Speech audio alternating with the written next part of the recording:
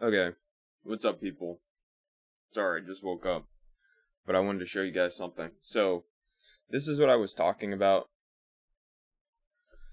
So, just really quick, I already removed the 4 screws to the controller, but you take out this little thing. When you remove it, make sure you just take it out of this little slot, and then you remove this part, this little battery compartment. Oh, come on. I don't know why. This one is like stuck in. Never seen one so stuck in like this one, but this one is stuck in, so I'm gonna have to scrape it off like that. There we go. And then you pull. Oh, that's because there's a little sticker here. That's weird. You pull this battery little thing out, and then there'll be one more screw here. And the reason why I'm doing this is because I keep getting random inputs with my special inputs. It's very common, usually. Usually that means that the D-pad rubber is fucked. And then you remove the battery compartment here. And so this little thing right here is little plastic pieces of the little clips on the end of your controller. They're gonna break. They always break. If you work on your controller at all, they will always break. Just get over it. You know, there's pretty much nothing you can do about it. Every controller I've worked on, they've broken. As long as you have the screws, the controller will stay together. So, oh, don't forget this ribbon here. There's a ribbon right here that you need to not forget, because if you forget it, you'll break the controller. So, I almost forgot it, but usually there'll be some resistance and it'll kind of remind you that you need to remove the ribbon. And then you just put the ribbon through this little slot here, pull out the controller, and then check out your D-pad and see how the D-pad's doing. So this D-pad actually looks okay. It might have, nope, there you go. See how it's hard to see here because my camera for some reason is having problems focusing. But basically, if you look here, this little D-pad part is broken. See? That means it's time to replace it. So this is my last D-pad rubber, which means I need to go buy some new ones. Or wait, hold on. Maybe not. I thought it was my last one. I actually have 2 more. Cool. Or I have 1 more after this. No, I have, oh, hold on. I have 2 more after this. Okay, cool. So I don't have to buy one yet. So that's good. So yeah, I bought a bunch. I bought like 5 of them, because they break all the time. If you play, like I play out, for hours, right? I play probably like 2 hours a day at the least.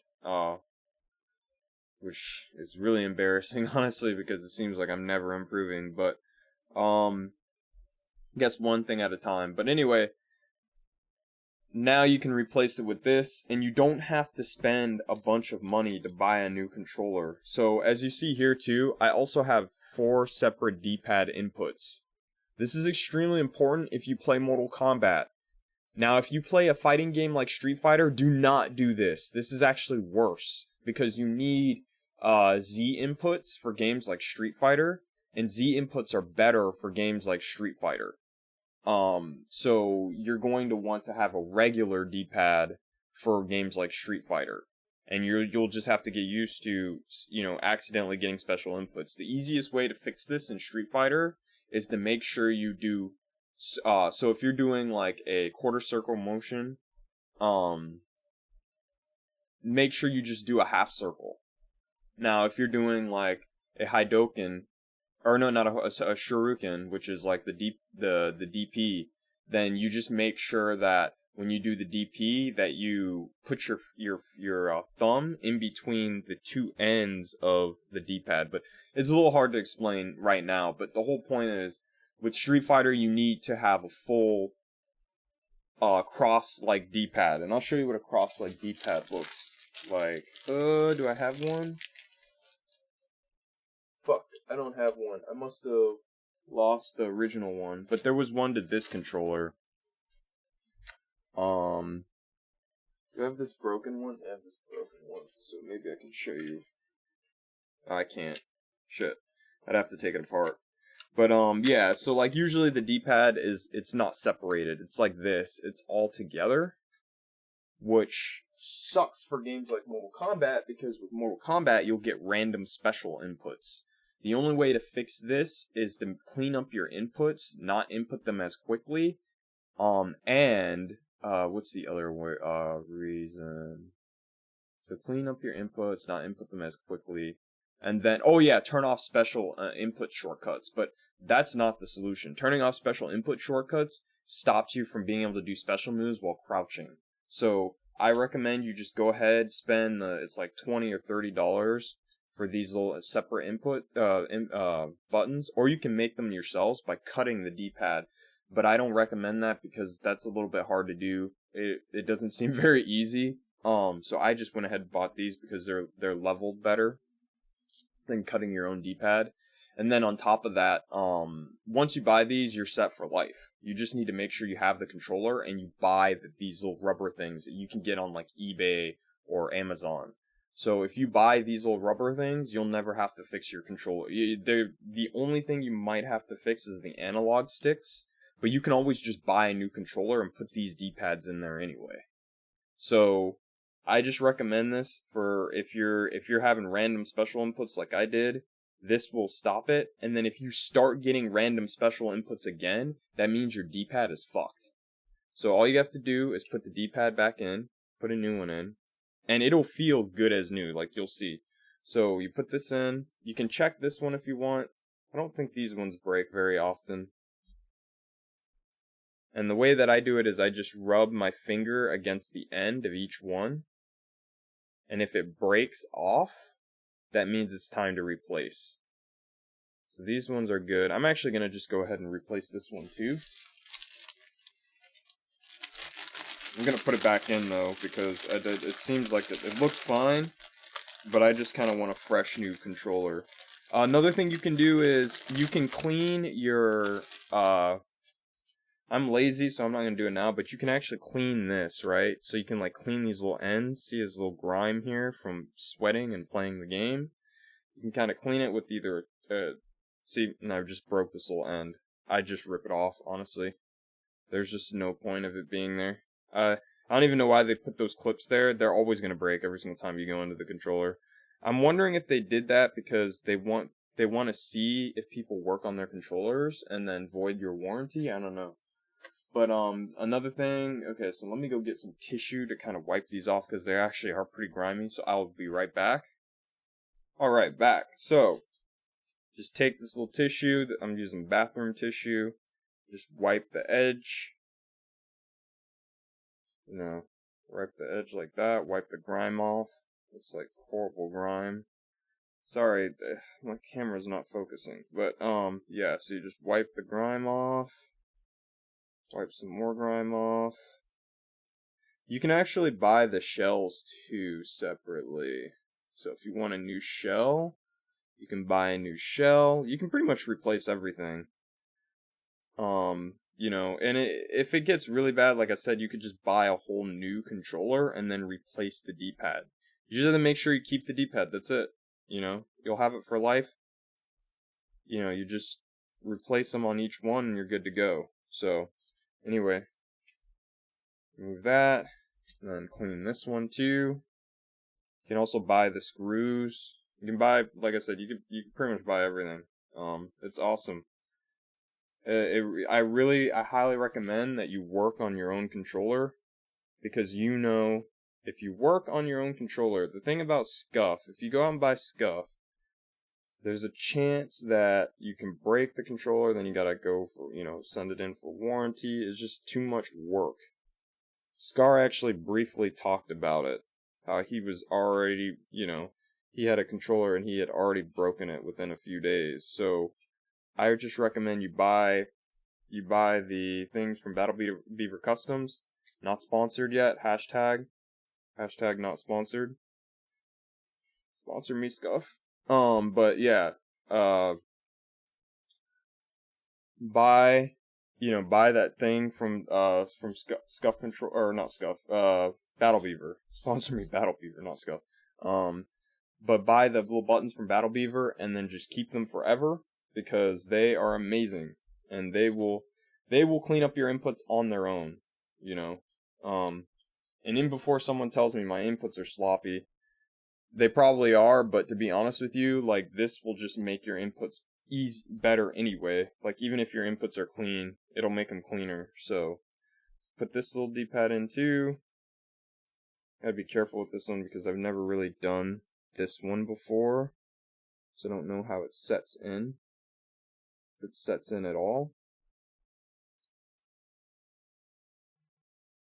Doesn't look like it. Huh.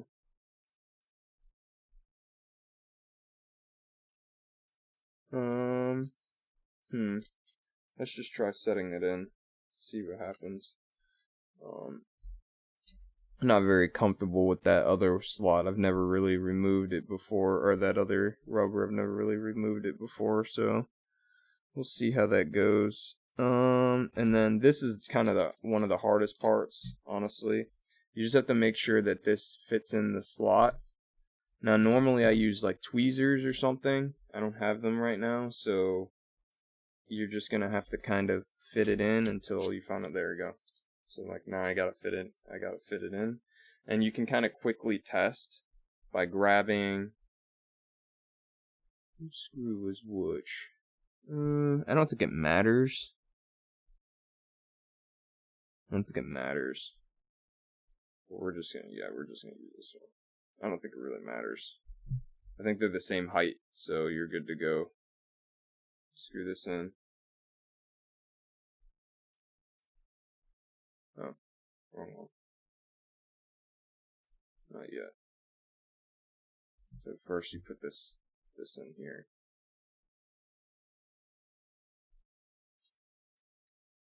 Oh, well, let's slip this in first.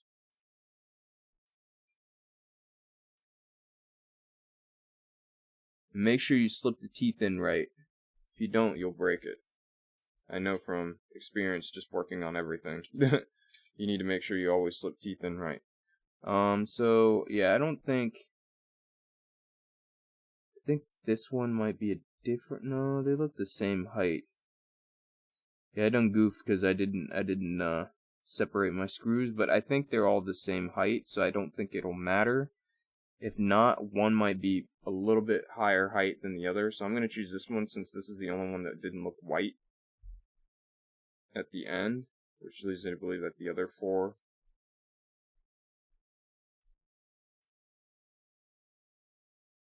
actually go into the shell.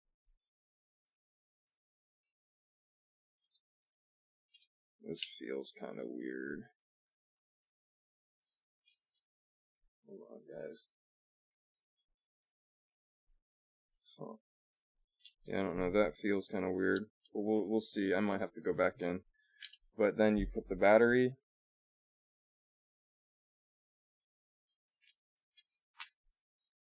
And then you just...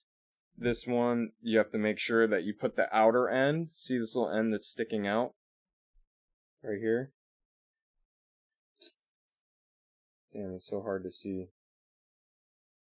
But it's the blue part should the blue part should be facing in. So you just grab this, stick it where the blue part is facing in. That was a mistake that I made when I first started working on controllers. I kept putting it out facing out because you would assume that that's how it goes, but nope. And then you stick that in there. Close up the controller.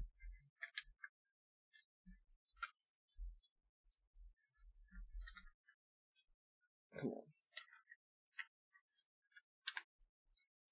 on. Uh-oh.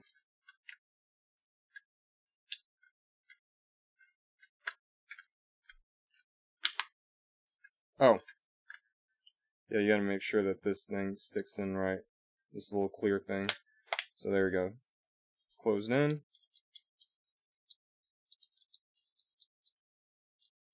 Hmm. And then you stick the screws in, but I might have to go back in because it seems like the buttons weren't put in right.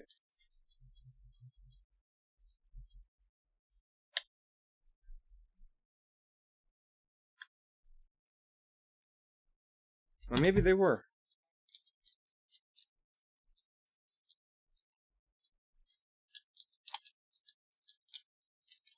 Oh, they were. They're fine. Excuse me. Sorry. Just woke up. They're fine. I'm just freaking out. But anyway, yeah, so you stick these screws in and you're good to go. Yeah, I usually don't work on that button, the button ones, so like I was kind of concerned, but I think I'm just freaking out over nothing. I think that they work the same. So, and yeah, that's good. That's pretty much everything. Again, anytime you're having D-pad issues, just do what I said. Open up the controller and see if there's something wrong, because like 90% of the time, at least with me, there is. It's because the D-pad is wearing out, and it usually wears out every few hundred hours, just naturally. Especially if you're like me and you have Boober Hounds, um, you'll break D-pads naturally. Not D-pads, but you'll break rubbers all the time. So I just have a bunch of them lying around, pretty much. And yeah, that's everything. And you can do combos, like now, if you feel the D-pad, it feels stiff and strong.